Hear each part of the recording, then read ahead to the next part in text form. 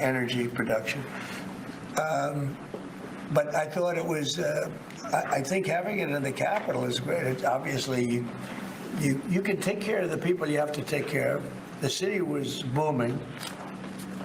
And if we would have done it outside, people would have been hurt because it was really cold. You know, it was like, looked sunny. But when you stood outside for 10 minutes, people were running back in. It was really cold and really windy. The wind brings it down a lot. So we made the right decision. You couldn't have stayed. I don't think you could have had it out. You know how cold it was today.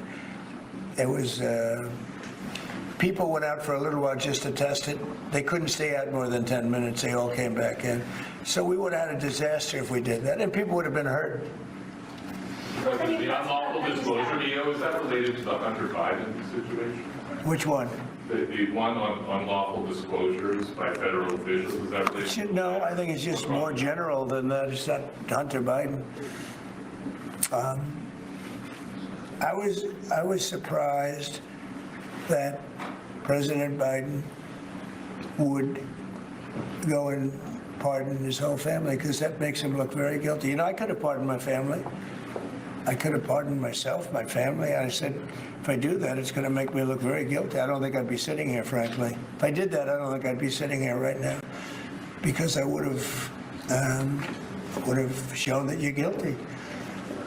But by pardoning his brother or brothers, by pardoning all of those people that he pardoned, by pardoning J6, the Unselect Committee, they destroyed all of the documents. They deleted all of the information. There's no information. And a lot of the information pertains to Nancy Pelosi, because she was given 100, I mean, you know this, it's on tape with her daughter. Nancy Pelosi was responsible for not taking advantage of 10,000 soldiers or 1,000. You wouldn't have you could have used 400. It was a relatively small crowd. It wasn't the crowd that was at the mall. It was a small crowd. So I was a little bit surprised that he did it, because it makes him look guilty. I mean, he's going to have to live with it. Now, with that being said, it's unbelievable precedent it creates for a president.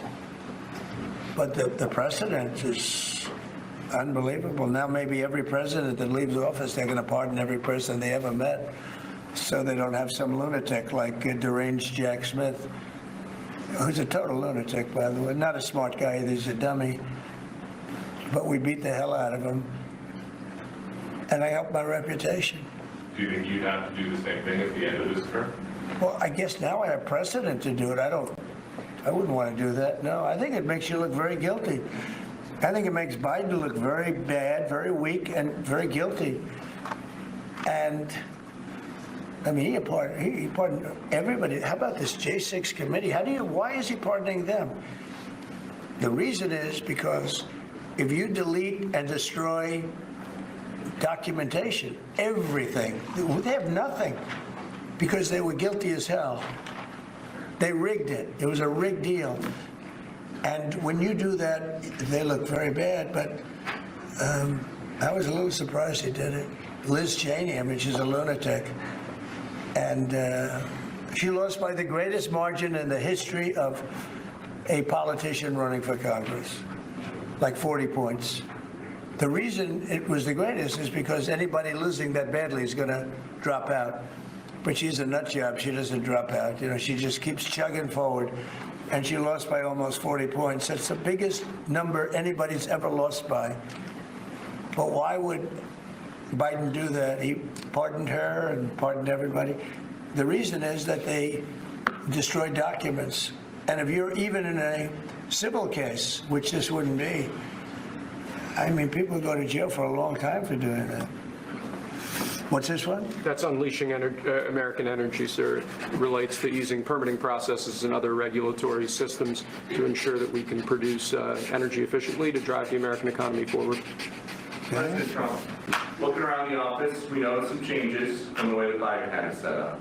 Can you confirm that you have added back the Diet Coke plan? I think this, first of all, I just got here. So my people came in They have extraordinary decorator sense, right?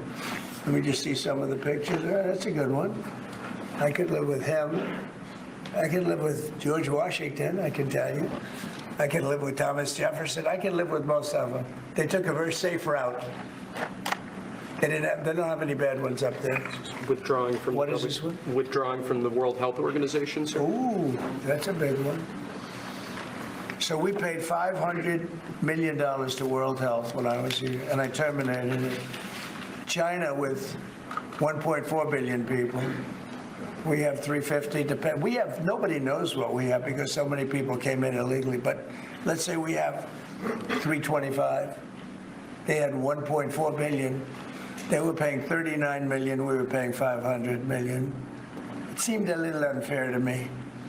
So that wasn't the reason, but I dropped out. They offered me to come back for 39 million. In theory, it should be less than that, but you know.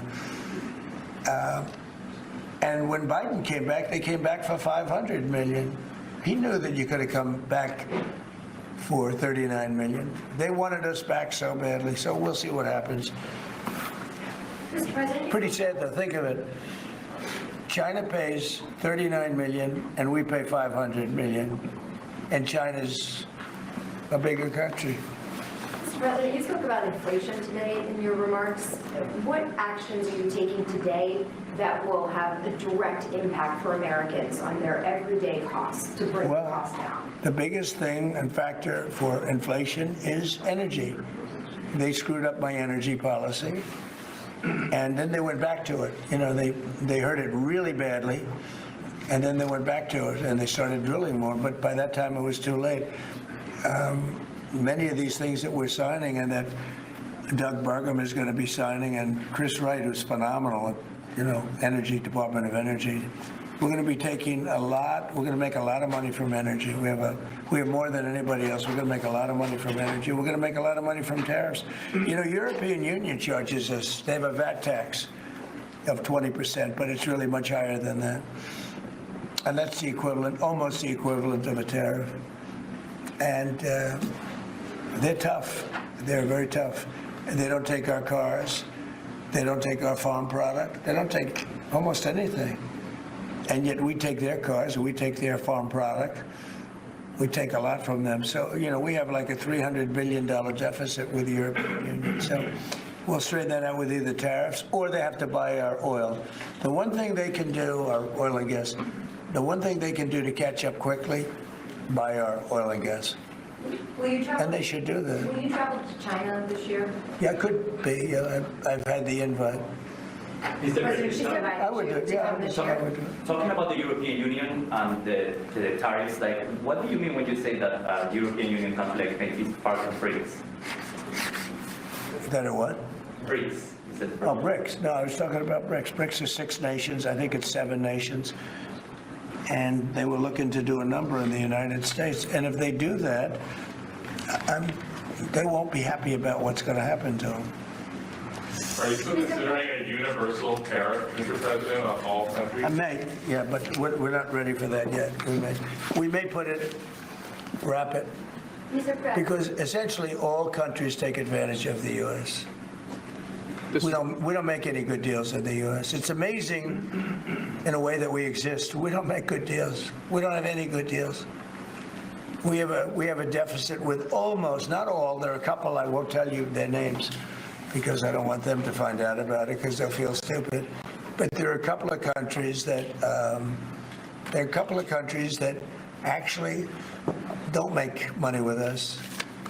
But I don't want to let you know because they'll immediately change that.